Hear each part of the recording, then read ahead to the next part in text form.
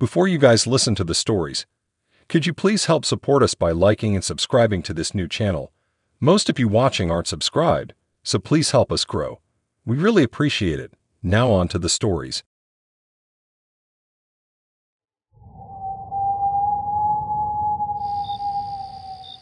Bro, online dating is straight savage these days, especially when you match with a certified smoke show who has Potterhead and true crime junkie in her bio. That's some peak millennial catnip right there. And this green-eyed goddess named Kendall had me straight sprung the second I saw her pixie cut, chunky glasses, and Gryffindor scarf. We hit it off hard the first few times we hung out. She loved my corny magic puns, and actually digged that I had no social life outside work and Warcraft raids with the bros.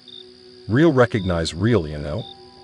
So when she asked me to go exclusive, turned off the Tinder Bumble hustle, and hinted about meeting her parents over spring break, I was psyched.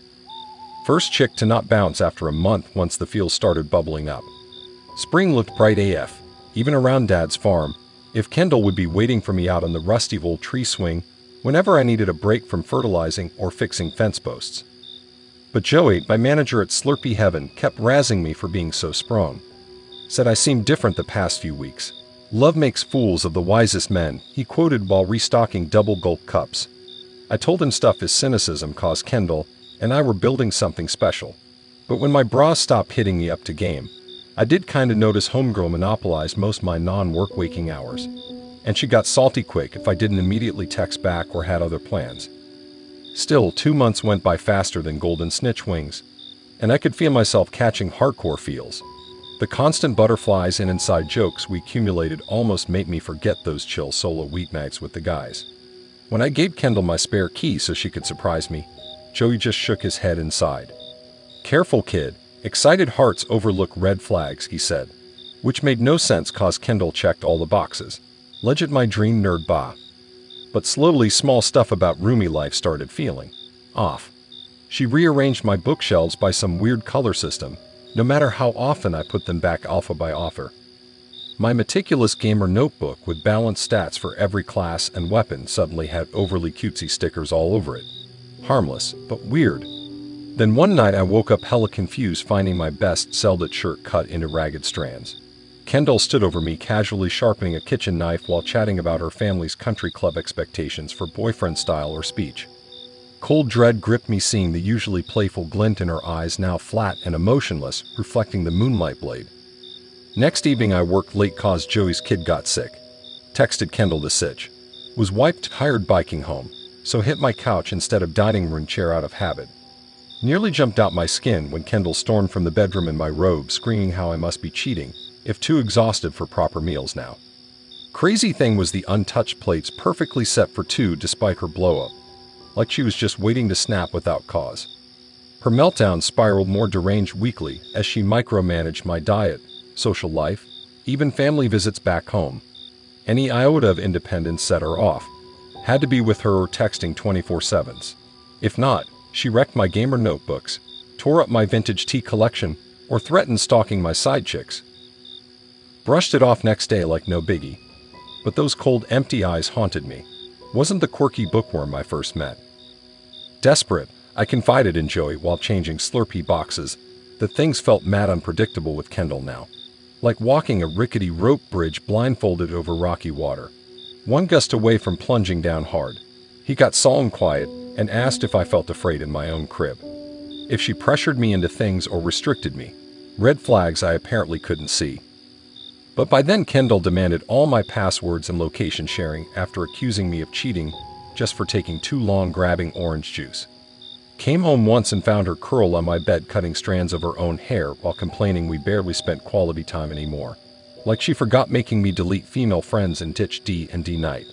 When she started vaguely threatening me over text, if I even looked at another girl, I got really scared of what she might do next. So that's the sitch, y'all. Ghosted my dream girl faster than Dementors swarming fresh souls once her cray-cray blew up. Deleted social accounts and hit my best bro Zeke's couch instead while we form an exit plan if her nutjob self escalates. But even binging Stranger Things with the shades drawn and a bat near the door barely chills my nerves. Stomach drops every time my phone pings, wondering if it's just mom, or the raving lunatic who decided owning my heart meant wielding it bloody as her play toy. Scoring a sweet coffee shop date on Bumble with an absolute Cambridge cutie felt major after enduring nothing but duds and dusties lately. I'll admit Aaron's wholesome hipster vibe radiating through rumpled Oxfords and thick framed glasses didn't align with my usual type. Ambition steers me towards slick wealth symbols who summer in the vineyard. But spontaneous romance this close to V-Day tempted me off my CEO fast track. One cozy coffee date paddling outside my ambition's strong current couldn't capsize my pragmatic vessel. When Aaron suggested Darwin's, the decades-old cafe nestled along the winding Charles River, my pragmatic instincts noted the spot's distance from main campus bustle. Neutral territory kept fledgling connections safely public, tamping primal panics. But the old boathouse's weathered planks and student-free sanctuary beckoned too sweetly. I hadn't craved sharing bashful smiles across dainty porcelain tea sets since freshman orientation mixers. One chai latte couldn't churn disastrous infatuation if I clung soberly to the dock. Entering Darwin's time-worn foyer, I immediately coveted the place as my private writing refuge with its cozy fireplace and hodgepodge of overstuffed chairs, begging to cradle journal-scrawling patrons. My eagerness to carve a student-free niche aligned with Aaron's drawn smile, waving from a cracked leather sofa as I crossed the creaking floorboards. Pleasant intros flowed easily despite my pragmatic sensibilities, bracing to steer our exchanges from hazardous depths. I proceeded playfully when talk turned toward our favorite outdoor haunts. My ears pricked up as Aaron fondly mentioned Mittiweisch Park on the outskirts of town. I started, having adored that tucked-away playground as a child for its wealth of monkey bars and tunnels perfect for reigning as princess of my frou-frou-skirted court. When I eagerly asked how he knew my childhood sanctuary's name from the multiple shady playgrounds concentrated downtown, Aaron casually remarked no other offered such natural performance stages for my early violin and vocal training recitals. Unease trickled down my neck, remembering the grassy amphitheater my parents gathered neighbors to hear my classical caterwauling each summer. Had we somehow grown up parallel streets from each other without ever crossing paths at Weich? I studied Aaron more intently as we sipped warming mugs. No hints of childish recognition flickered, just that affable academic gaze I would expect professing intimacy with an elusive childhood landmark utterly foreign to most local university transplants. I turned the conversation toward recent prize-winning graphic design projects showcased on my Instagram. When Aaron's eyes lit excitedly, recalling not just every artistic medium, but the Bliss Gallery's exact Saturday opening date last fall for my experimental exhibition. Icy caution seeped under my cardigan, destroying our mood's cozy insulation. I hadn't publicly announced that fledgling show on social media, too insecure displaying vulnerable passion projects. The fact that this near stranger could cite the precise gallery and vermissage date felt wildly invasive given my private creative struggles. I shifted topics to a whimsical tattoo idea I had floated to one close friend. An outline of Darwin's storied boathouse, inked along my left ribs to commemorate this quirky riverside refuge if our first date dug up long-buried romantic notions. Casual as an old sailor, Aaron grinned and remarked what a lovely ode to spontaneous connection that particular location, date, and ribbon of ink would forever memorialize. Violation iced my veins hearing this relative stranger describe imagery only shared in vulnerable midnight conversations. I studied his relaxed posture, all my thoughts raced calculating the depth of intimate personal data he seemed to casually access. Like digital breadcrumbs I had unwittingly scattered across the foreboding public forest offered irresistible allure, revealing my psychological infrastructures and secret wanderings. Fearful energy propelled me abruptly to my feet amidst confused excuses. The charming hideaway now claustrophobic, and this disconcerting suitor's lopsided grin indecent in its intimacy. His seemingly benign digital tracking erasing necessary boundaries that preserved sacred spaces for permitted guests only. This unsolicited arrival felt menacing, causing retreating steps toward safer skylines. I reclaimed my private trajectory along the icy Charles paths without looking back. But exposed nerves still quivered days later, imagining methodical monitoring that pieced together an eerie patchwork impression without consent. My online presence had apparently welcomed sinister infiltration by cunning interpretation rather than innocence. Nowhere felt secure knowing digital snapshots displayed for friends might feed unchecked gathering dossiers, their controller materializing disarmingly to demonstrate access gained outside my privileges. The chilling debt accrued by that benign afternoon still lingers, a creeping sense of permeable borders weaving through each new post's potential scrutiny.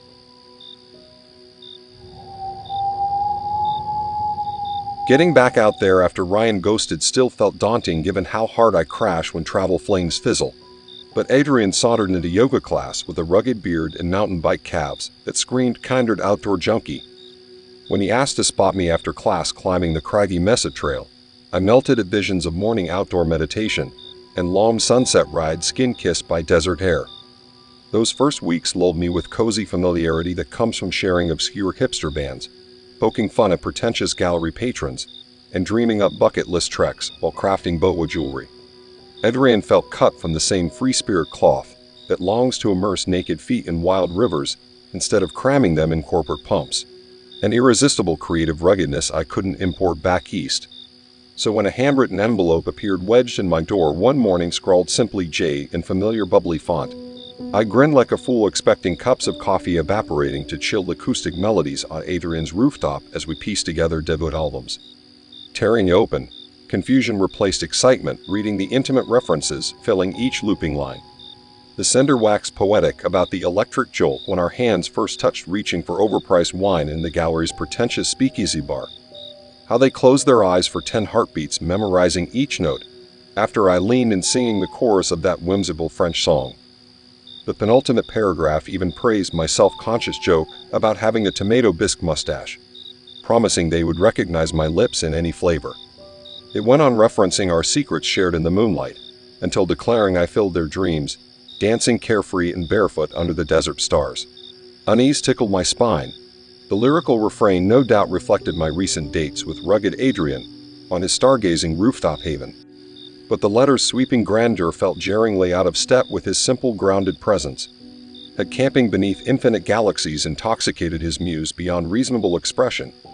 I shot Adrian a tongue-in-cheek pic of the letter, asking if he had planned some wildly over-the-top gesture to impress his citified date. But he responded mildly confused, denying authorship despite the clearly identifiable reflections of our times together. So who was my passion-spilling suitor? A prankster friend poking fun at my PR professional propensity to over-romanticize casual connections? Perhaps, but the eerie accuracy of distinct behavioral references hinted more sinister origins. The complete anonymity disturbed me most. No playful nicknames or inside jokes broke the brooding formality to reassure familiarity. Just intense veneration from an unseen observer.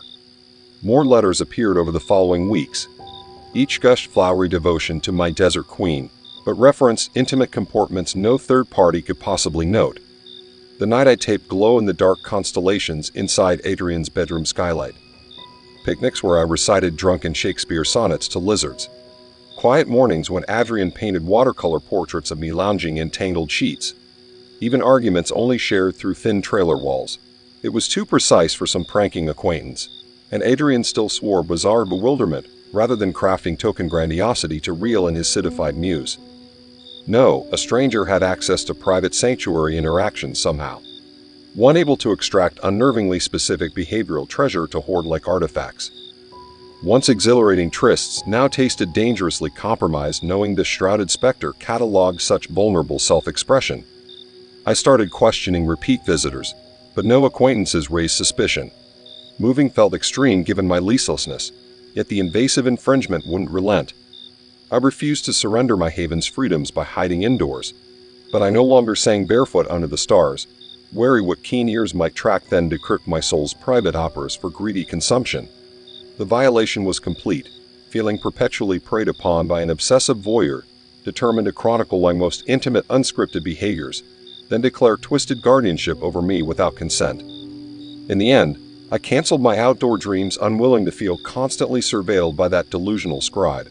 The desert's winds no longer whispered freedom but sinister imprisonment behind the bars of an unseen watchman who built himself the false privilege of unlimited access to all moments of my life. Perhaps the mysterious author still crafts feverish odes, hoping the next breeze will deliver his devotions to his banished muse.